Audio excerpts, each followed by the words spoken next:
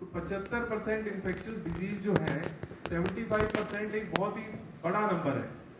तो आप अपनी स्वास्थ्य को अकेला नहीं देख सकते हैं, आपको अपने आसपास का पर्यावरण और आसपास के जीव जंतुओं को भी स्वस्थ रखना पड़ेगा, तभी आप स्वस्थ रह पाएंगे।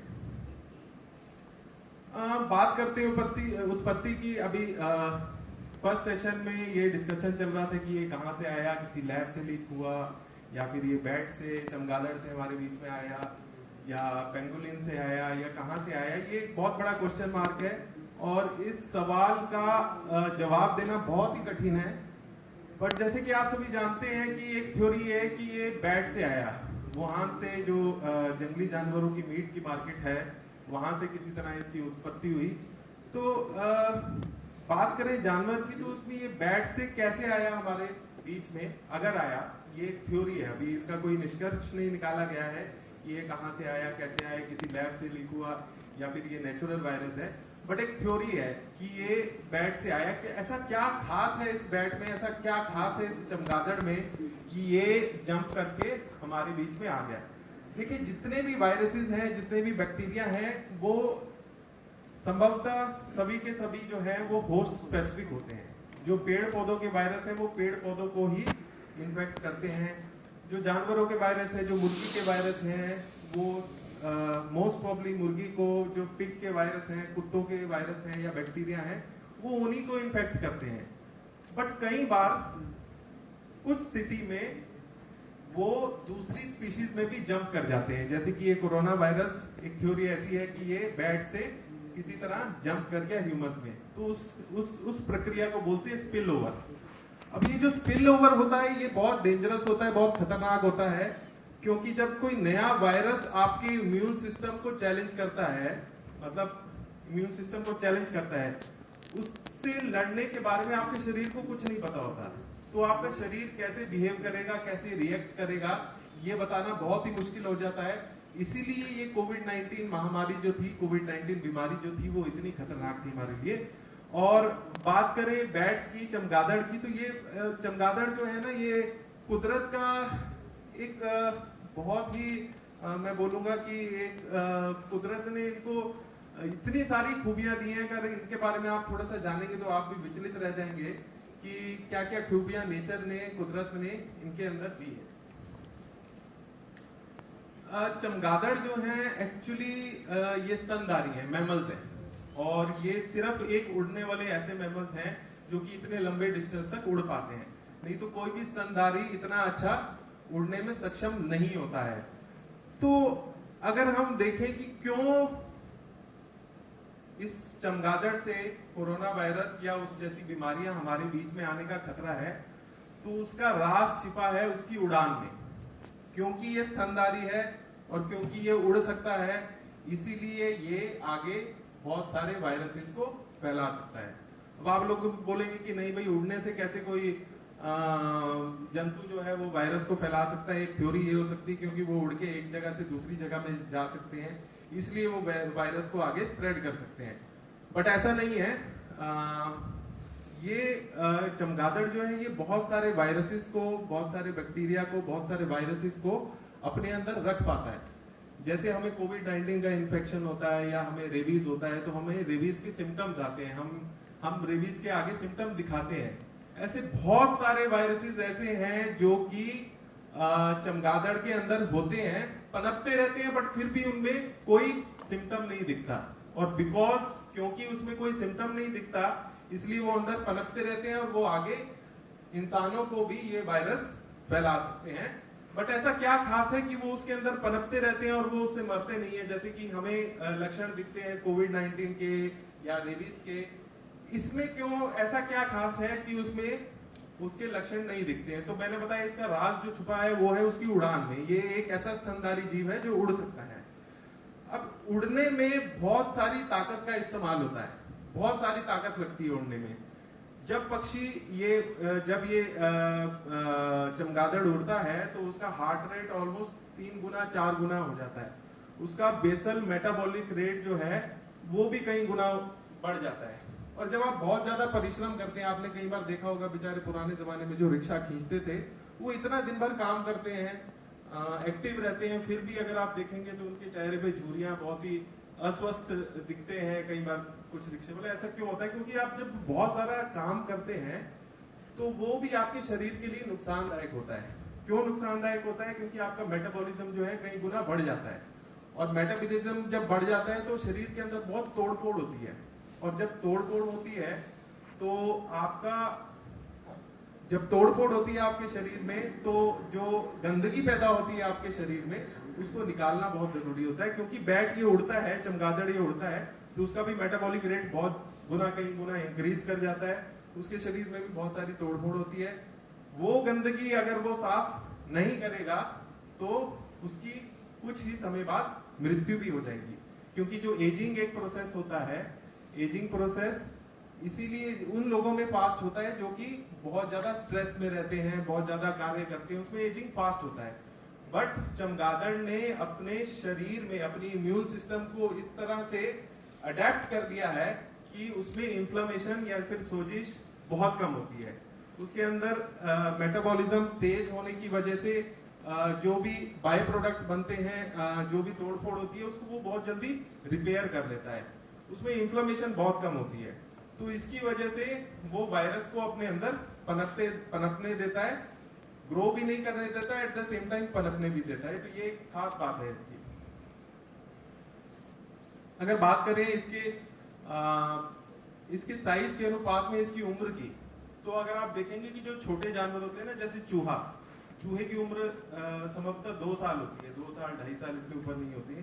जितने भी छोटे जीव होते हैं, जितने भी छोटे स्तनधारी जीव हैं, कुत्ता ले लीजिए, उसकी उम्र कितनी 12 साल या 14 साल होती है। जितने भी छोटे स्तनधारी जीव हैं उनकी उम्र बहुत ज्यादा नहीं होती, क्योंकि उनका मेटाबॉलिक रेट जो है वो बहुत ज्यादा होती है। पर चमगादड़ ही एक ऐसा स्तनधारी है जिसकी उम्र करीब 30 साल या 40 साल होती है।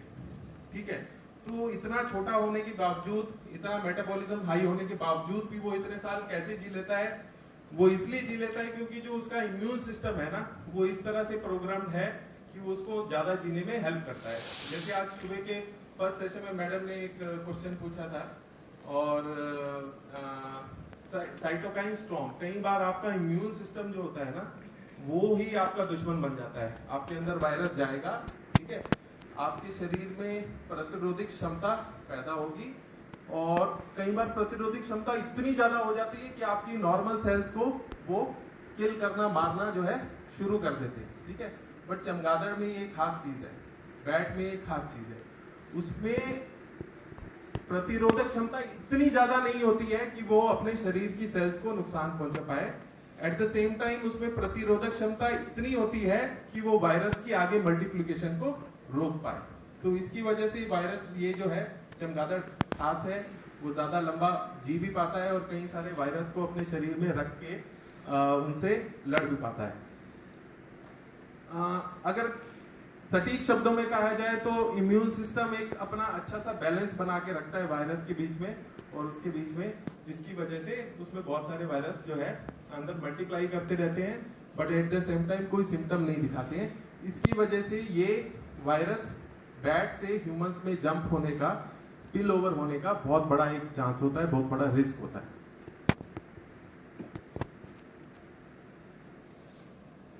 अच्छा, एक और इंटरेस्टिंग बात आपको बताता हूँ, जो कि मैं पशु चिकित्सक भी हूँ, वैज्ञानिक अधिकारी हूँ यहाँ पर, और पशु चिकित्सक हूँ, और पशु चिकित्सक होने के नाते चूहों के साथ मैं बहुत सारा काम करता हूँ, उनके साथ रहता हूँ दिन रात।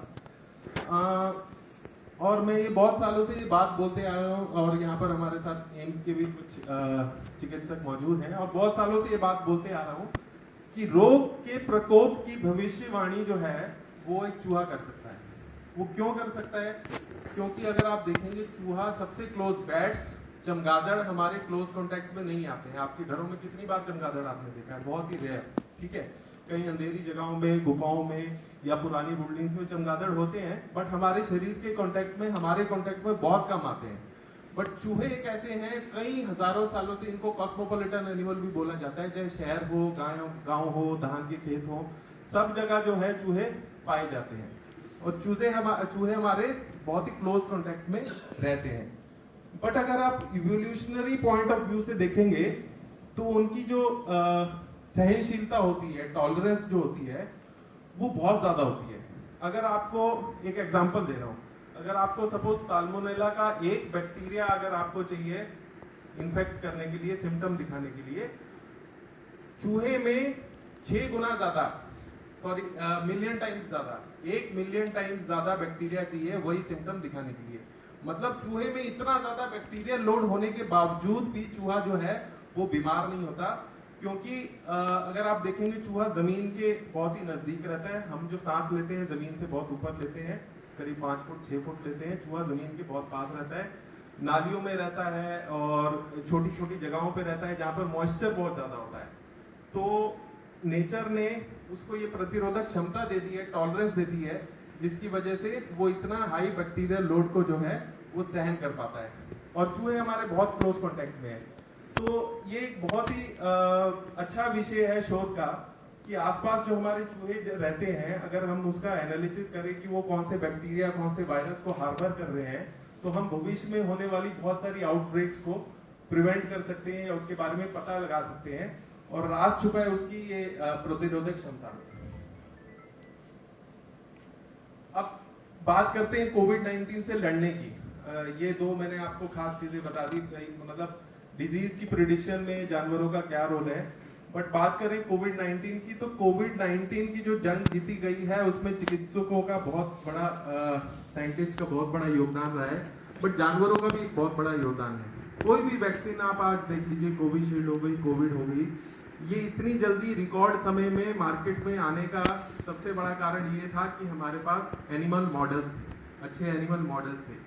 जानवर माइस जो होता है यूजुअली कोविड-19 से इन्फेक्ट नहीं होता है, क्योंकि उसमें ह्यूमन ACE2 रिसेप्टर नहीं होते, बट ट्रांसजेनिक टेक्नोलॉजी के द्वारा वो भी माइस बना लिया गया जिसमें HACE2 रिसेप्टर होते हैं और जो उसको इन्फेक्ट कर सकते हैं। उसके अलावा बहुत सारे ऐसे एनिमल मॉडल्स थे, जैसे हैमस्टर था और मिक्स थे, जिसमें कोविड का बहुत बड़ा प्रयोग किया गया। और इवन वैक्सीन में भी अगर बात करें पोटेंसी टेस्टिंग की और सेफ्टी स्टडीज की, टॉक्सिसिटी स्टडीज की, तो वो सारी स्टडीज जो है एनिमल्स में कैरी आउट की गई। उसी के बाद जो है वैक्सीन जो है वो हमारे समक्ष, हमारे बीच में आ सकी। बात करें कोविड की, तो बहुत बार हम डरते हैं कि कोविड क्या जानवरों में हो सकता है। तो ये भी, जैसे कोविड कहाँ से आया है, इसका भी बहुत बड़ा क्वेश्चन मार्क है, बहुत बड़ा सवालिया निशान है उस पर। तो इसी तरह कोविड क्या जानवरों पे हो सकता है? हाँ, बहुत सारे एविडेंस ऐसे मिले हैं, बहुत सारे केसेस ऐसे मिले हैं जिसमें ये देखा गया है कि एनिमल्स को भी कोविड हुआ है। और कुछ प्रजातियां ऐसी हैं एनिमल्स की जिसमें कोविड पाया जाता है, जैसे हैमस्टर और मिंक मैंने आपको बताया। और जो पालतू पशु हैं उनमें कोविड होता है कि नहीं, वो भी एक बहुत बड़ा क्वेश्चन मार्क है। ऐसे बहुत सारे केसेस देखे गए हैं जिसमें ह्यूमन से एनिमल्स में कोविड हुआ है, बट वो आगे स्प्रेड नहीं किया है। तो ये खतरे की घंटी है, क्योंकि सपोज जानवरों में कोविड अगर हो सकता है वो और भी तेजी से फैल सकता है, या कोई भी महामारी ऐसी है जो रिवर्स जूनोसिस बोलते हैं, जिसको जो आदमी से जानवरों में हो सकता है, तो वो बीमारी और भी ज्यादा और भी तेजी से फैल सकती है। जैसे कि मैंने आपको बताया, वैक्सीन का विकास संभव हो पाया है प्री क्लिनिकल स्टडीज की वजह से, जो संभवतः जो मैक्सिमम जो है जानवरों में ही होती है, और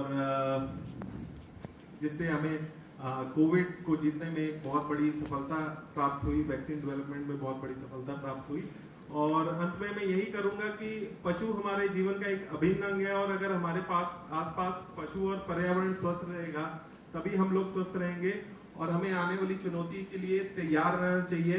और तैयार कैसे रहेंगे? जब हमारे पशु आसपास के स्वस्थ होंगे, हमारा पर्यावरण आसपास का स्वस्थ होगा, तभी हम आने वाली महामारियों के प्रति जो है लड़ पाएंगे, अपने आप को तैयार रख पाएंगे। धन्यवाद।